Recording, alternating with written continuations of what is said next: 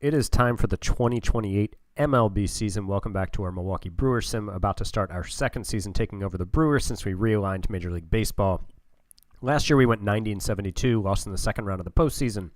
This year, preseason predictions say we're going to go 83-79, finish 9 games back, score just 698 runs, hit just 133 home runs, which would be Charlotte. The Charlotte Wreckers expansion team would be fewer than us, but I mean, this preseason prediction kind of bears out what I'd say I'm worried about with this team, that like the offense just isn't going to get there. But, you know, we're a 90-win team last season. We've got a lot of the same team back, and we've got reason to think some guys are going to bounce back. But don't get me wrong. I'm a little worried that this could be the outcome. Let's get into it. Brewers, you'll be familiar with a lot of the roster, I think, if you watched the last preseason episode. But so Jackson Caro is our starting catcher. He just really didn't get it done with the bat last year. Glove is good, but we could really use a step forward from him with the bat. Mike Bovee is our starting first baseman. We'll see. The lion's share of the start all starts against righties, I'd say, some against lefties. He was very good in his first full season for us. The 118 WRC plus. Not a great power bat. I mean, he only hit 6 home runs in a ballpark that kind of elevates home runs, but a solid bat. And then Bryce Turang. I mean, Bryce Turang is like on the clock here. Really considered not bringing him back because his 2027 was so miserable. But he's a really good fielder, and we're expecting somewhat of a bounce back. If he can just get to within like 10% of league average with the bat, like a 90 WRC plus, right around where he's been the last couple of years, that would do a lot for improving our offense. But he's kind of on the clock here. Like, I think he's fortunate that he's even back with the club this year. I could have non-tendered him. I could have traded him.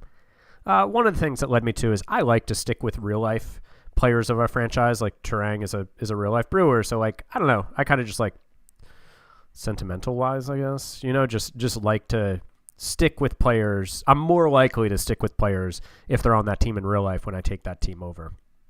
So we'll see what happens with Bryce Turang. We have several contingencies plans. One is Thera Estrada, who came over as a waiver claim for us last year from Milwaukee. From Washington. He was really good for us in a very limited plate appearances, but he's a righty bat that can platoon with Turang. We've also got a wild card here. Dylan O'Ray is the number 31 prospect in baseball. Really struggled in just the 73 plate appearances he had with us last year, and he also was only league average hitter in AAA. But I mean, he walked way more than he struck out. But just, is there enough juice here? The 309 slug in AAA suggests maybe there's not enough juice here, but he can play a whole bunch of positions, and he's going to get some second base time too. Brewers legend Alec Boehm is back.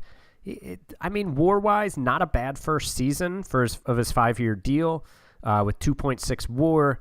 I think it was 2.7 before. Sometimes WAR gets adjusted, I think, like when the calendar turns in the new year. Anyways, but we need him to be better than 6% worse than league average with the bat. His BABIP was way down. That could be a product of the ballpark he's in Milwaukee that suppresses all kinds of hits except for home runs. But his slug was in line with previous years, despite the fact that the on base was down. We then move on to Joey Ortiz. Like Bryce Turang, I think he's lucky he's back. I think he's lucky I'm sentimental. He's a great fielding shortstop. That's hard to find.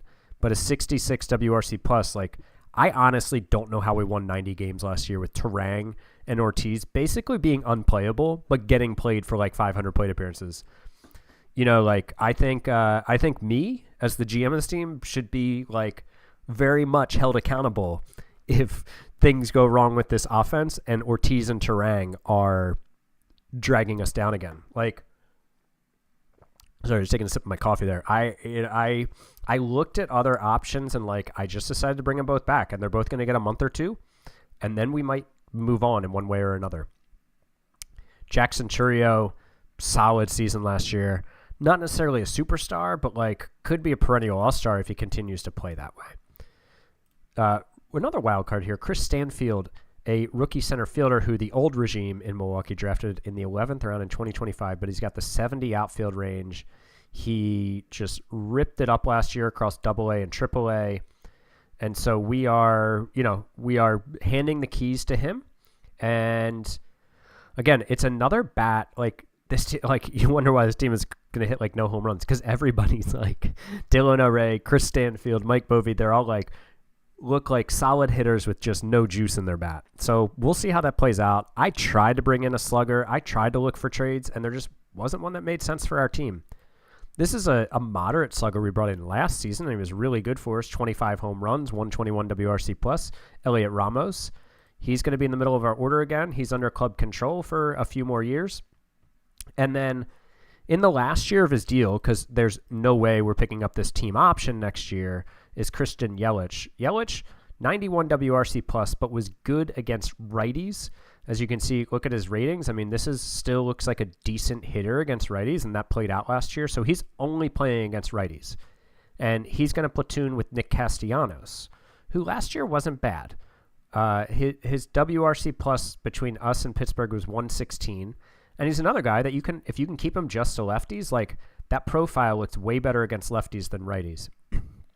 I think that this is an area of a team where DH where we could easily upgrade to a much more sure thing and a much more slugger. But we've got two veterans in there who I think if we platoon, like we might be able to get good seasons out of them. On the bench, we've talked about Estrada. We've talked about O'Ray. We've talked about Castellanos. Jose Trevino also on our bench, mainly to be a captain and an expert framer. Signed him to a minor league deal and then put him on the major league roster. He's there to frame pitches and lead the clubhouse. Pitching side of things, Taj Bradley back after a really, really good first year in Milwaukee with the 3.29 ERA, the 3.76 FIP. Hopefully he can get it going or keep it going. Dylan Cease, signed by the old regime, has 3 years of his 5-year deal left at 18.2 per season. Really took a step backwards last year. FIP was almost a run higher. ERA was like a run and a half higher.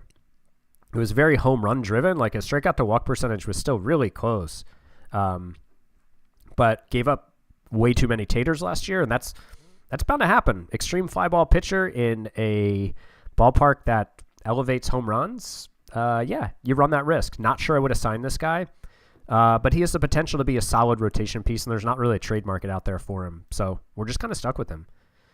Mackenzie Gore.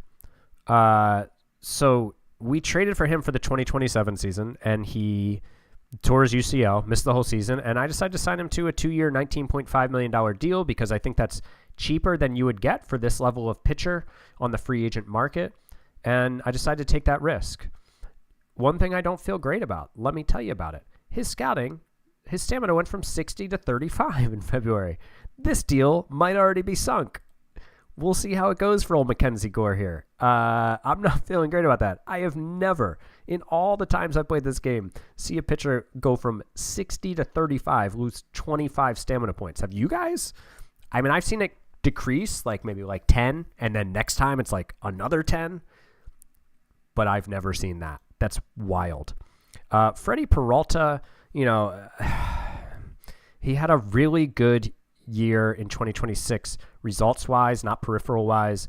I brought him back partially, again, sentimental, but also because 4 years, $40 million, $10 million per year is not a lot of money compared to what you'd pay on the free agent market. So we brought him back last year, and he wasn't great.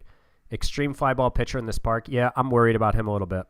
But hopefully he can just be like a 4th or 5th starter. Aaron Ashby was solid for us last year between the bullpen and the starting rotation, but this strikeout to walk ratio is really scary. The wheels could come off here too.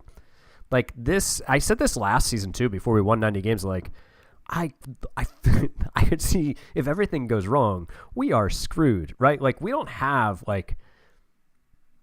have a bunch of guys who could be solid. We don't have an ace. Same thing with the lineup. We have a bunch of guys that could be solid. We don't have like Gunnar Henderson in the middle of our lineup. I wish we did. That would be cool. DeKimber Sanchez stepping in. He threw 27 innings last year with a 26.1% strikeout to walk percentage. And we're giving him the stopper job, and I think he's going to run with it. Abner Uribe was our closer a lot of last year. I really like this Sanchez, Uribe, Lee back end of our bullpen. I think it's really solid. And Will Vest is another just solid veteran who I think will be good for us. Brock Burke we brought in. This guy can start. He's got the 35 stamina. He's got 4 pitches. He hasn't started really ever, including in this sim, but my manager actually wanted to put him as a starter. And I was like, nah, he's a lefty out of the pen. Robert Gasser is out of options, and really this is his shot to stick with the major league club. I will discard him if he's not good enough. Elvis Peguero had a 2.29 ERA last year in 63 innings. He's another guy who we could always discard if he doesn't bounce back, but he was solid, or if he doesn't keep it up, but he was solid last year. And then Sir Anthony Dominguez brought back after we traded him away at the deadline last year, and he's just bullpen depth. But we've got plenty of other guys who can jump in on this team. There's a cavalry of talent coming. Some of it's on the 40-man, some of it's not. But I want to show you some of that. So hopping over here to the 40-man, like I said, I think we've got a lot of talent, especially on the hitter side, coming for this organization soon. Pitching side, though, the guys who are not on the 26-man but are on the 40-man, we've got DJ McCarty, who's a 25-year-old who the old GM got from Texas. He pitched he was dominant in AA last year and had a very short stay in AAA. I think he's good 40-man depth. Jacob Mizorowski, a bit of a disappointment here for sure that he hasn't panned out. He got 91 1/3 innings for us last year. He's on the major league team the whole year. But I mean, it was below replacement level. I'm hoping he's going to be down in AAA, and I'm hoping that he's one of those contingency plans, right? If Dominguez is bad or Gasser is bad, Gasser's only on the team because he doesn't have options, and I think he deserves a shot. But after a month or two, if he's struggling, he's gonna be gone, and a guy like Mizorowski is gonna be up. Hayden Birdsong is we got him from San Francisco in the offseason on a minor deal. He wasn't great last year across 42 innings with San Francisco, but he's again another guy that gives us a good-looking arm to come up and be one of the 7th or 8th guy in the bullpen when we run into injuries or guys just suck, right? Easton McGee, I have some hope for. I know you see this 35 stuff. I see it too. But last year across 57 innings, he put up a 2.83 ERA for us with 4.1 strikeouts per 9 because he just didn't give up any home runs. The BABIP was low. He hardly walked anybody. Honestly, he's first man up, I think, if somebody's bad or somebody gets hurt. He's going to be the closer. We've got him as the closer in Nashville. It's amazing. I love this guy. I love that somebody got 4.1 Ks per 9 and put up a 143 ERA plus. You don't see them. The results come this way much anymore in Major League Baseball. And it's just a fun aberration. So we'll see if Easton McGee gets some time up. Blake Burke is a guy who I'm doing my thing where he's a guy. I say that about a lot of people. This is a guy. He's a guy. He's a baseball player. He plays baseball. He went across 3 levels last year. It's mainly AA and AAA, and he just mashed the ball. He hit 36 home runs across AA and AAA. If we have a need at DH or first base, he's going to be up, and we're going to give him a shot. So again, we've got contingency plans for some of these bats that we're not sure about. Wes Clark, I don't really know why he's still on the 40-man. He's 28. I just haven't had to make room. I haven't had to take him off. And he's fine enough. He's a power bat that has crushed the minors. And with how lacking our team is with thump, with power, didn't want to get rid of him if I didn't have to. Let's see what else we got here. Jadir Arenamo. This is a classic 2028 Brewers player in that he really high contact, good avoid Ks, but no power. He's a good backup infielder. On the 40-man, if we have an injury, he could come up and be fine, I think. Franklin Arias, absolute legend from the last sim. I haven't put the last video out yet, so you guys might have killed me in the comments on the trade I made for him. I don't know what your reaction will be to that yet. I'd imagine some will like it. Some will think it's okay, and many of you might hate it. But absolute monster last year in AAA. We're going to start him in AAA. He only got 65 games in AAA. We're going to start him down there. And this guy's one of the reasons that Joey Ortiz and Bryce Terang are on notice. would like to see him a little further along in realizing his potential, but he could come up and play now. And again, 80 infield range from OSA, and the stats kind of prove, like, I think if you watch the last episode, the stats suggest to me he's more of like an 80 range guy than a 65 range guy. So this is one of the reasons that Turang and Ortiz are on notice. He could be up soon. Peyton Ely's now an Orioles legend in real life. Got the Orioles traded for him. I'm filming this November 22nd. You won't see it maybe for like another month because I staggered these videos. But yeah, Orioles legend Peyton Ely's. Really good minor league depth and classic Brewers. No power, a lot of contact, some gap power. He can play a bunch of positions. Go Peyton. Who else do we have? Pedro Iberguen. He can play all over the diamond. And he crushed the ball last year across 3 levels. And then we've got Nick McLean, who is a solid-looking switch hitter bat who hit well in Double-A last year. We have a very crowded Triple-A team, so he's going to start there, but I think he'll be up soon. Braylon Payne is maybe this guy should be in Double-A. Yeah, actually, Payne should be in Double-A, and McLean should be in Triple-A. Let's go ahead and change that. He was solid in High A last year, but the 70 range is really his ticket, I think. Just go ahead and change these 2 guys. I think these are both guys that I have locked. Oh, I don't have Nick McLean locked. Okay. Sorry for the confusion. Wait, what? Did I send him there? Didn't mean to do that if I did it. Yeah, he's locked. Okay. Anyways, Eric Batanti, he might come up and crush the ball at some point. He was in Double-A last year and had a 153 WRC plus in 71 games, 19 plate appearances. Not sure he's a defensive home, but if we're in need of a power bat, he's another guy who could come up and give us a spark. And then, of course, there's Jesus Made, Jesus Made, number 4 prospect in baseball, 60 infield range, 65 outfield range. He got hurt last year in Double-A, and he wasn't murdering the ball, but he was solid. We are bumping him up to Triple-A at the age of 20. He's the number 4 prospect in baseball, and I think he'll be up this year. By not having him up at the start of the year, I am giving up my chance at the prospect incentive pick, but I just don't think he's ready. And just whatever the percent chance is that he comes up, he's on the roster all year, and he wins Rookie of the Year, finishes. I can't remember how they do it in this game. In real life, you have to finish in the top 2. The chances of that, I think, are not worth it to me for getting that pick. That would probably be in like the 30s in the first round. So I'm keeping him down and recognizing that I'm giving up on the chance of that pick because I think he will be up this year. Other guys in the system, we've got Luis Briseño, who was he was an international free agent signing my first year at the club for 3.52. We've got my first round pick from last year, Lance Hodge, who had a great year in rookie ball as just an 18-year-old, which was encouraging to see. But the Dundalk, Maryland's finest, will be in rookie ball again to start this year. He's still quite young. Jesse Bayless, who came over in that trade with the Cubs, that got me Arias as well. He's a top 100 guy. Danny Denny is my second round pick from last year. He's a top 200 prospect. He'll start the year. Yeah, I actually haven't. I need to go through and update my my minor. I haven't promoted and demoted the guys I have locked for the start of the season. I have like a week until those seasons start, so I will get that done. But that's the end of the top 200 guys.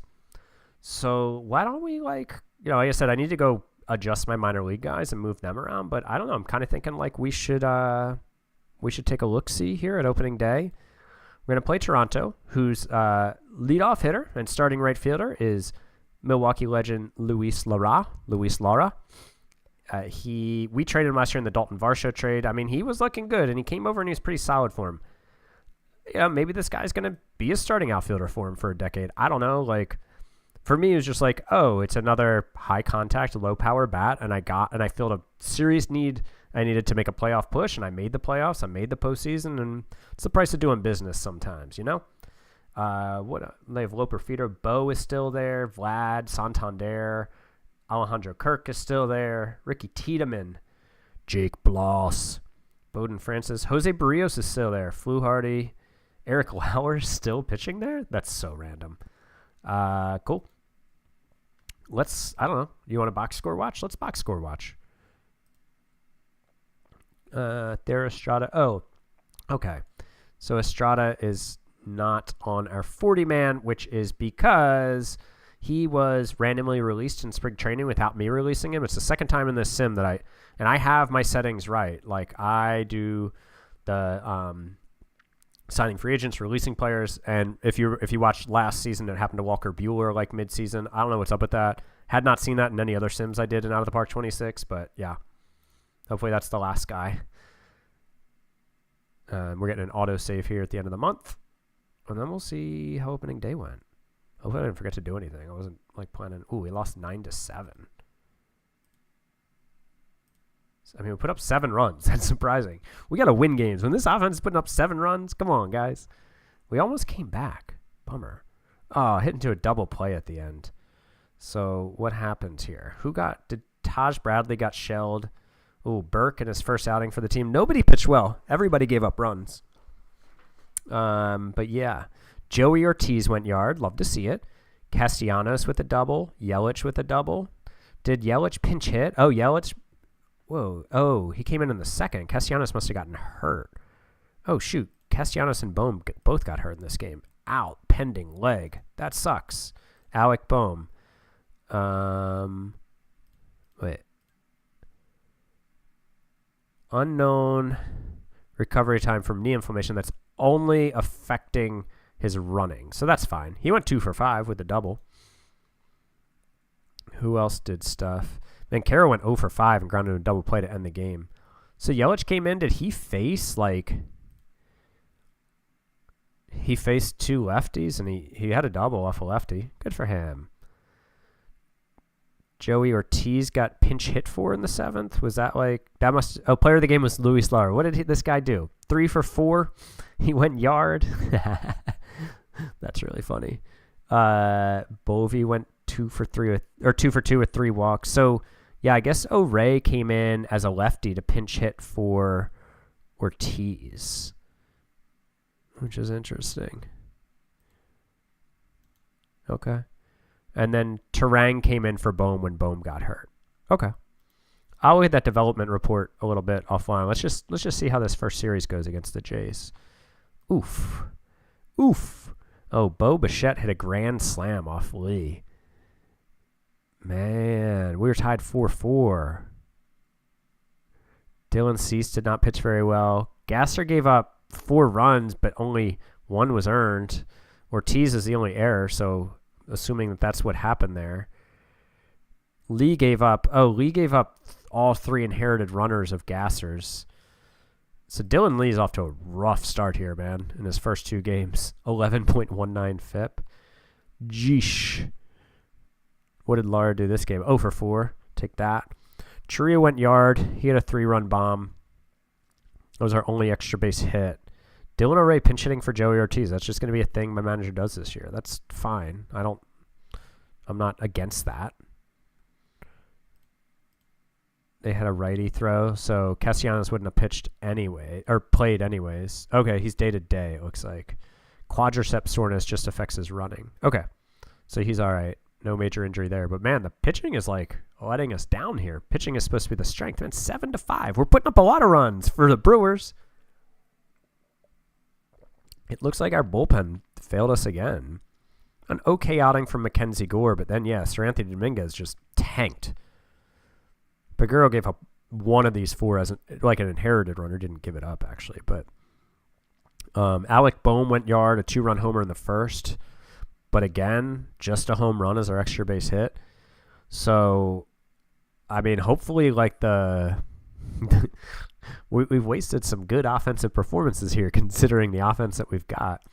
But, all right, I'll get into, I got to promote and demote my dudes, look at the development report, sim ahead some, and check in here a little further into the season. So we're all the way up to July 12th. As you can tell by our record, things are not really going all that well. Why are we all the way up to July 12th? So I think What am I trying to say, guys? What am I trying to say? Here's what I'm trying to say. There are two reasons why I just kind of like felt paralyzed by trying to fix this team that was off to a terrible start. One is like I try to be realistic with my trades in season. For example, like I was trying to bring in a starting pitcher because our starting pitching has been terrible, and Houston was offering me Hunter Brown, who's their number one starter, and they're in first place. And I was like, well, that doesn't feel right. So that's one reason I haven't made trades. The other one is I think I tend to try to keep players who on the real life team around just for like, I don't know if it's like, it's not realism or sentimentality. I don't need this backup thing. Get out of here, OneDrive.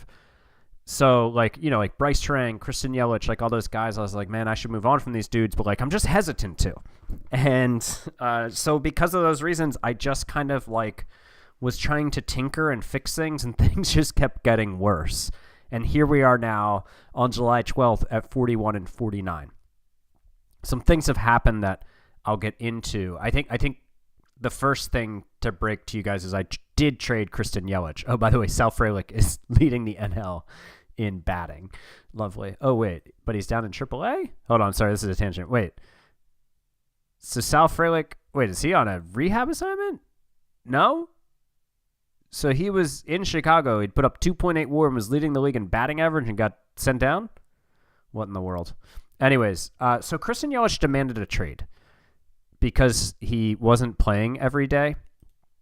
And it was the last year of his contract because I obviously wasn't going to be picking up his option. And I traded him to Seattle, where he's now absolutely killing it through 65 plate appearances. You can see, I mean, look how bad he was for me. And so he wasn't playing too much. And I didn't really consider this going back on my promise to keep him through the end of his contract, since one, it was last year of the deal, but mainly because he demanded a trade. So at that point, I was like, cool, man, we're going to respect that. And I pulled the trigger on a trade that now, like in terms of in-season realism, like I don't feel great about, because I was kind of like so hesitant doing it that eventually I was just like, all right, forget it. Like I'm just going to do it. And I did it. And I'll show you the trade. I traded Yelich and pitching prospect Manuel Rodriguez, who, you know, I don't know that he has a future as a major leaguer. They really wanted to get rid of Penn Murphy for some reason, like, and I DFA'd him, and then he made it through waivers and is now on my AAA team. They really wanted to get rid of Penn Murphy. They were willing to trade Yelich for Murphy, like straight up, and not even take on that much of the contract. But for some reason, they also really wanted to trade George Kirby, who is in the last year of his deal, right? Seattle, standings-wise, is in first place. And that's why I'm like, man, I shouldn't have made this trade. But, like, whatever. It's done. It's dusted. Christian Yelich is playing at an MVP pace through 15 games for them. So, you know, I think maybe they were trying to cut down on costs. They did not retain. I mean, he has a $29 million deal, is not insignificant. And I did retain some of Yelich's contract. I retained 25%. But this was a trade after I made it that I was like, yeah, these are the trades I've been hesitant to make because it doesn't feel all that real. But whatever, it's done. I made it. Bottom line is Christian Yelich demanded a trade out of Milwaukee, and we honored that demand. And he's in Seattle now, and you know that's just where we're at. We did fire our manager. Let me take you back. Again, it's been a rocky season, guys. So we came into this series against Pittsburgh back in June. Pittsburgh, who was 18-41 going into the series, and we were 29-30. We were one game below 500, which was not great. It didn't feel good, but I was like, oh, cool. Like, we've got Pittsburgh, and then we've got Charlotte coming up. Like, these are some teams. Like, Charlotte is around 500, but these are some teams that we can get healthy against. We can eat against these guys. And then we got swept by Pittsburgh. And then Boston's a good team. We got swept by them. And then I decided to fire the manager because I was like, man, like this went from looking like we were going to go on a run and go over 500 to now we're 29-36.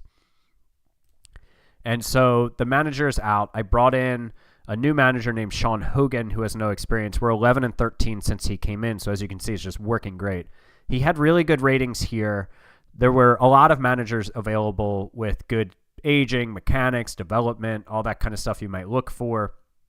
I really don't like that he doesn't allow me to set player strategies, but I was just willing to live with that for right now. I do like to control the pitch count of my pitchers, but that's okay. This was just an in-season move to try to fire up the troops. It hasn't worked yet. He was like one of the only managers out there with good relationships with my players rather than average, so that was kind of like a tiebreaker that I used. So Sean Hogan's here.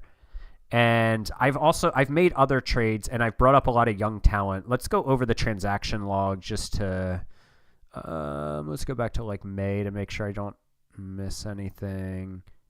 Yeah, Elliot Ramos did miss a significant amount of time hurt, like not significant, like 3 weeks. Bryce Terang was sent down because he was just so bad, man. Again this year, 52 WRC plus through 77 plate appearances, so he's down in AAA. Not good, not good. Let's go to June for the trades. There's a tongue clicking. Sorry about it. Yeah, Uribe. I had to send Uribe down. Like, he's back up now, and he has not pitched. I just called him back up. He's got a negative strikeout to walk ratio. He was walking 10.3 guys per 9 through 15 and 2/3 innings as our setup guy. I was just like, I can't live with this, man. So he's back up now, but I mean, we're used to a guy who last year he put up a 22.6% strikeout to walk ratio. Now this year he's at negative 1.3. So we sent him down, and like he honestly wasn't that good. Like he still walked 9 guys per 9. But I've called him back up because it's just like, all right, like, dude, you are an important piece of our bullpen, and we'd like to get you right. Let's see if you can come back up and do it. But this is one of the many discouraging developments that just like how could you see this coming? I mean, Uribe has a wide range of outcomes, and he's not necessarily like an ace reliever. He could put up like an ace reliever season, but he might be shaky because of this borderline control. But I don't think anybody could say like, oh yeah, he's gonna strike out more guys or walks more of the guys than he strike out. Even just like in a 15-inning sample, like, but it's to start the season, so it's really noticeable. But just a really bad run from him. He's back up now. These are some of our draft picks. This was our first-round pick, Nick Bueso. He's now 31st overall prospect in baseball. We got him 29th overall, and I gave him a few starts. Oh yeah, he went to the draft league, which runs at a weird time for me, and I put him back in. Yeah, we're gonna bump him up to A-ball now. Let's just go ahead and get that done and dusted. Here's some other guys. We brought the manager in. There's Ramos. So Mike Bovee is on the IL. He's another guy. He was not hitting especially well, 93 WRC plus, and he's like our everyday first baseman. And then he's been out for the last month as well with a strained hamstring. But so there's the Yelich trade. And then, so those are all the trades for June.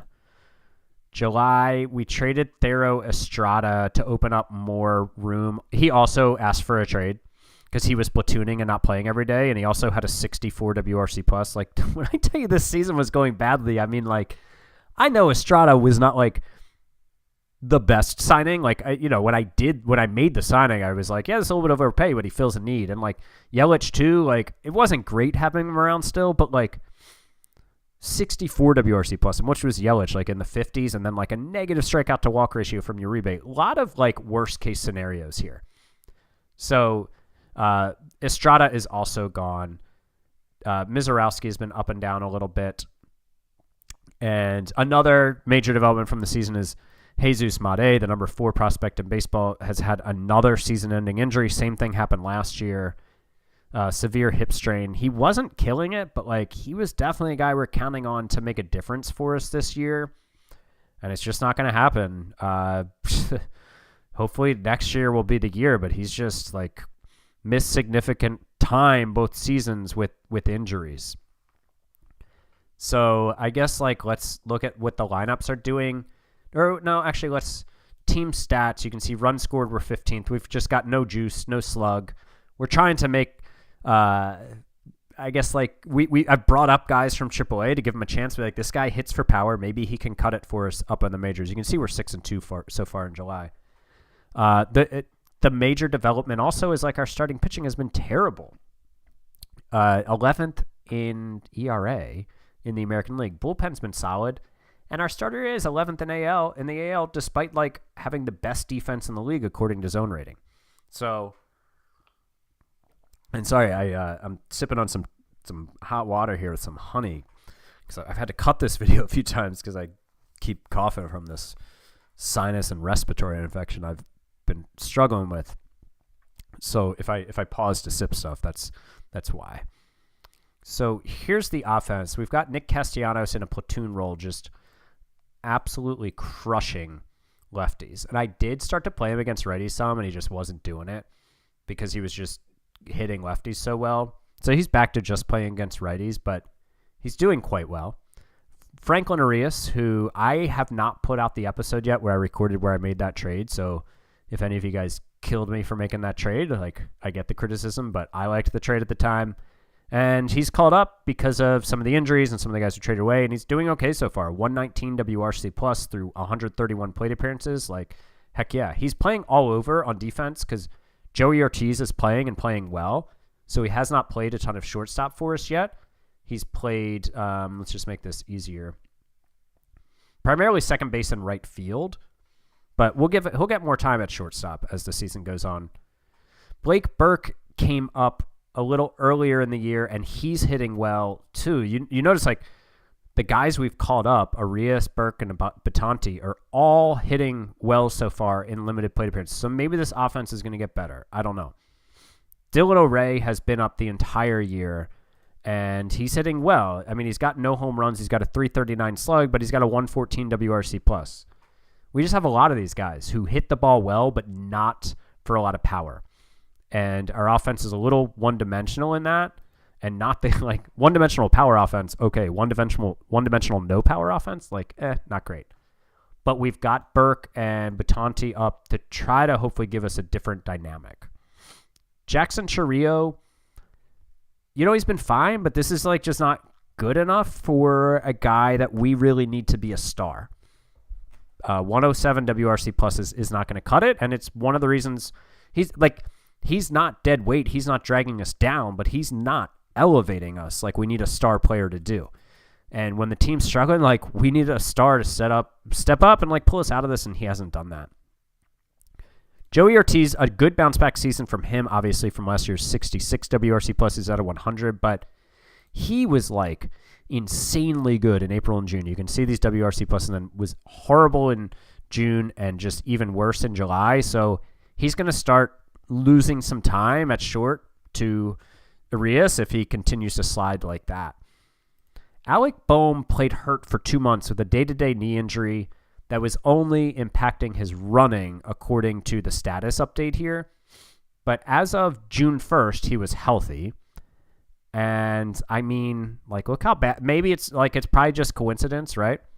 April was real bad. May was not good. But then in June and July, since he's been healthy, has been the hitter we need him to be. Now, overall, aggregate, like, not good enough. But hopefully now that he's healthy, he can continue to be the hitter we need him to be. We'll see. Pedro, is it Ibargüen? Is number 94 prospect in baseball, was hitting well in AAA. He's only had 12 plate appearances, but he's going to get playing time up here now that Yelich and Estrada are gone. Elliot Ramos, another reason that this team is struggling this year, is a guy who put up 3.4 WAR for us last year, is on pace for 1 WAR. We need better from him, and I'm not sure that he's not been great in July so far, but it's only 5 games. Caro has been okay. Would like to see that bat play a little better. I think he's really slumped lately. Yeah, April and May, he was pretty solid, and then in June and July, he's just really tanked. Trevino this dude's just here to be a captain and frame some pitches, so whatever he does with the bat is just like a bonus. Chris Stanfield, excellent in the field, a positive 6.1 zone rating in 79 games, 76 starts. But the bat is just so bad that it's like maybe we need to consider other options with just a 57 WRC plus. Although, if Arias, Burke, and Batanti can like elevate our offense and Boehm can continue to play up to his ability, like, we can live with Chris Stanfield doing nothing at the plate. But our early season offense with this offense from Stanfield, despite his defense, will not work. So we'll see what comes of it. Taj Bradley, man, it's just been a bummer of a season for him. His ERA is like up a run and a half. His FIP is up half a run. Strikeouts are down. Walks are up. Would love to see more from Taj, but it just hasn't been there this year. George Kirby, of course, Brewers legend George Kirby. Again, I feel weird about this trade in hindsight, but I got to a point where I was like, man, I'm just overthinking all of this. I'm just going to press submit on this trade. Complete the trade. I would imagine I'll probably flip him at the deadline. Maybe I'll trade him back to the Mariners. Just kidding. I'm not going to do that. Although, would that be more realistic? Where I just be like, oh, oops, actually, we meant to trade this guy for you for Christian Yelich. Maybe I'll do that so they have him back. I'll see. Dylan Cease. I don't know, man. I'm ready to get off the Dylan Cease ride. It's just been 2 seasons. Like, I didn't sign him to this deal that he's on. He's in year 3 of a 5-year deal. The old regime signed him to this. And his first year was pretty decent, but then with me, he's really struggled. A lot of it's been home run related. And an extreme fly ball pitcher in this ballpark, like, is going to struggle a bit. I'm ready to get off this ride. But I don't know that if we're going to be able to move him and get out from under that deal. Mackenzie Gore, he of the 35 stamina, he did start the year pretty well from what I recall. Yeah, I mean, never mind. I am completely making that up. He was okay in April. And then had his May, like the FIP was okay, but the ERA was bad. Yeah, he just hasn't been that good. We can, I don't regret this deal. Like, I think this is still a bet worth placing on Mackenzie Gore, and we'll see what comes of him at the deadline if we're going to move him. Aaron Ashby has been our best starter, which is not a sentence you want to be saying as a general manager of a team. Aaron Ashby has been my best starting pitcher. That's not good if you're saying that. Aaron Ashby, who's walking 5 guys per 9, has been my best starting pitcher. Let me put it another way. Aaron Ashby, who has an 8.1 strikeout to walk percentage, has been my best starting pitcher. Wow. That's bad. He's got an option year coming up. I don't know if we can move him at the deadline. I don't know what my deadline plan is going to be yet, to be honest. We'll get to that. Dikembe Sanchez, as advertised, on pace for 2.7 WAR, 3 R WAR in 105 innings. He's been really good. Strikeout to walk ratio is 23.6%. He's a really solid piece at the back end of our bullpen. Dylan Lee and Will Vest have both been solid in the back end of the bullpen. Freddie Peralta, when I traded for Kirby, I demoted him. He, as a starter, he had a 5.15 ERA. These 6 games as a reliever are 2 games as a follower. He was good as a follower. But I moved him to the bullpen for now. This is another deal where it's just like where it just hasn't been good. Hasn't been good. And you run that risk. Like, a starter for $10 million a year is not a lot to pay.